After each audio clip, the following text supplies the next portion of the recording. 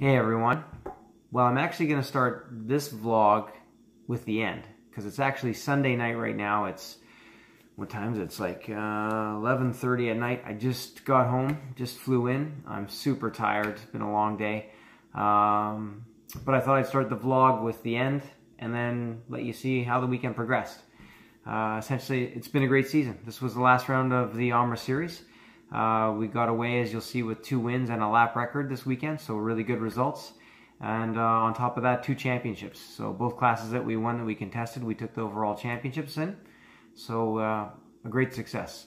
On the flight home, I'm reflecting, thinking about how lucky I feel to have all the support that I do, and to be doing what I love to do. So I'm hoping that these vlogs are entertaining. I hope that you've enjoyed watching them this summer. And we're definitely going to keep continuing to play with our live. Big thanks to Dan Zlock. Can't thank the team enough. Zlock Racing, Dan and Dale. Missed you this weekend. Dale was sick at home. He had the flu, but can't thank them enough for the opportunity to ride their equipment. It's absolutely stellar. It's amazing. Pirelli tires for the best tires. And OMRRA helmets and everyone else that keeps me safe. And of course, I really want to thank my friends.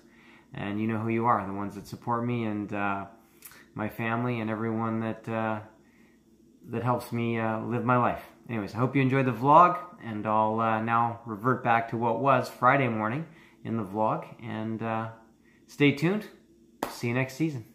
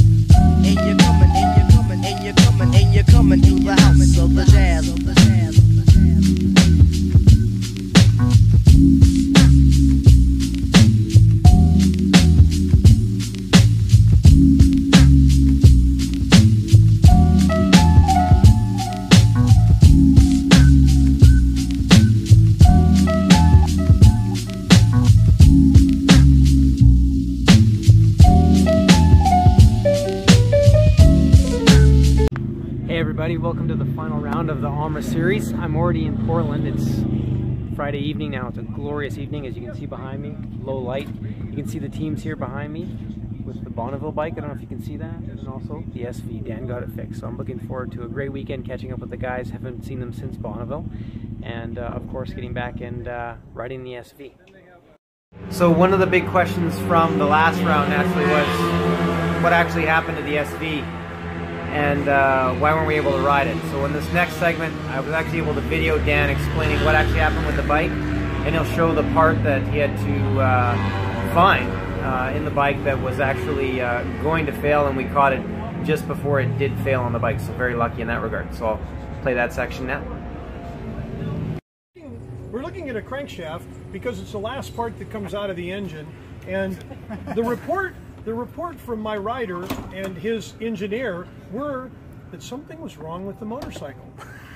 And I'm tearing the engine down to the last nut and bolt, and so far I'm finding nothing. So I'm not sure whether I should call them to the carpet on this or whether I'm just missing something. So now I'm down to the last part, which is crankshaft. Careful inspection of the crankshaft. This is a very special crankshaft, as you might notice. The standard one is almost a full circle. This one has been taken down by, I don't even remember, something in excess of 3 pounds, has been carved off the sides of it, and then it's been machined out. I machined it out and pressed in tungsten inserts in here to be able to balance the assembly with the lowest possible inertial value, is what's been done. Very expensive, very difficult to do. It just shows what can be done if money is no object.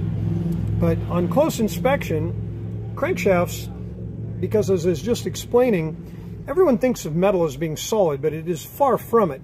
And you're holding this thing on the outside end, and in the middle, you're yanking it up and down as hard as anyone can possibly do. And what that does is it causes the crank cheeks to go like this. They go like that. They literally flap like sheets in the wind when the engine's running at high RPM. What that does, it puts a high stress concentration right here in the chamfer, which is the highest. You can see it, what they call FEA, finite element analysis, will show this as a stress concentration. So that's the first place you look. Okay, rotating around to this side here, if you look down in here, very, very carefully, in here and then in here, if you look very carefully right at the inside edge there, you'll see a very minute crack right there. I don't think the camera will pick it up. Oh yeah, the camera can get it.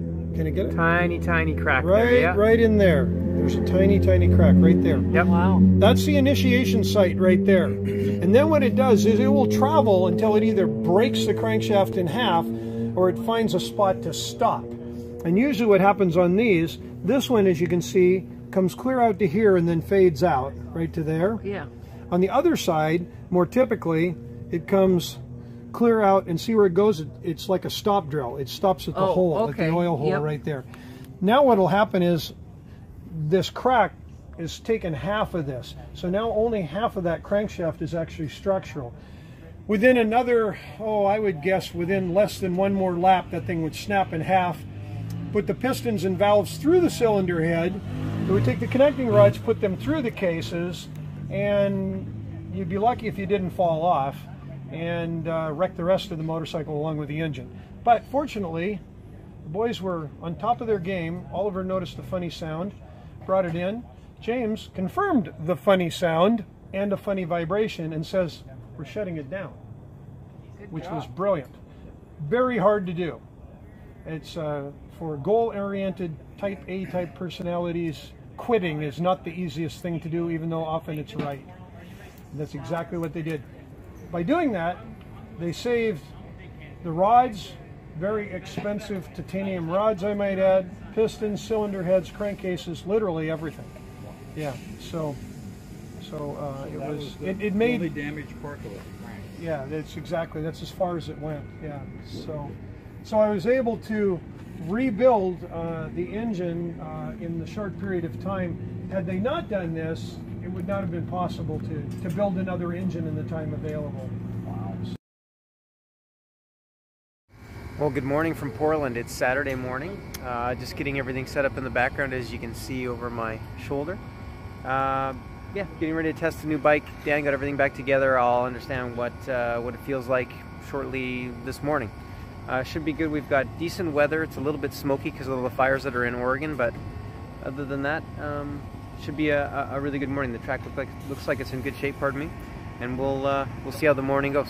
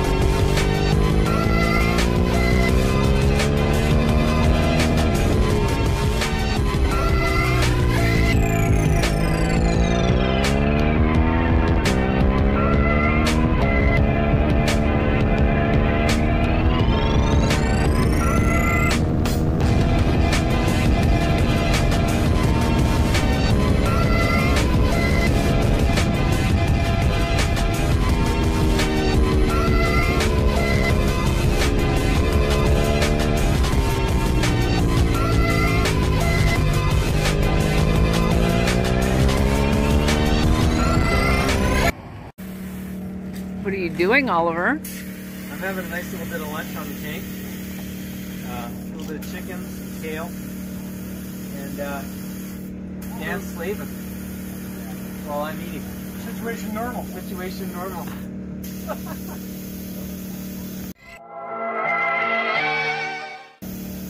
Well, good morning from Portland. It's now Sunday morning.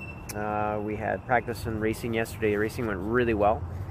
We ended up actually having a terrific battle with another competitor who was doing really, really well. And on the last lap, I was able to push my best lap of the weekend, and actually the best lap ever for our bike in that class, and broke the track record. So it was a decent result. We were really pushed really hard. So we'll see what happens today. We might have a mixed bag in terms of weather.